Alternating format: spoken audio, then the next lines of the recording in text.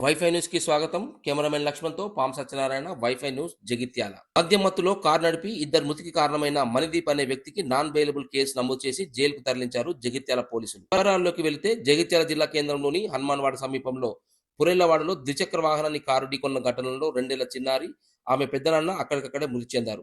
పురెల్లవాడకు చెందిన పాదం మల్లేశం 35 ప్రవళిక దంపతులకు సంతానం లేదు. అతని సోదరుడు పాదం శేఖర్, నవ్య దంపతుల కూతురు వితకుని కన్న కూతురులా చూసుకుంటున్నారు. ఆమెను ఎక్కువగా తానే ఇంటి వద్దనే ఉంచుకుంటున్నారు. ఈ క్రమంలో మల్లేశం ఇతనిని పొలం వద్దకు తీసుకెళ్తుండగా సోమవారం రాత్రి బైక్‌పై వెళ్తున్నారు.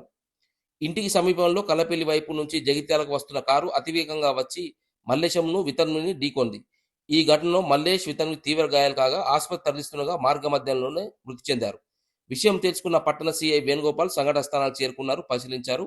మల్లేశం, వితని మృతికి 2 కుటుంబాల్లో తీవ్ర విషాదం నెలకొనుంది. అటు మల్లేశం భార్య ప్రవళిక, వితని తల్లిదండ్రులు శేఖర్, నవ్య తీవ్రంగా రోదిస్తున్నారు.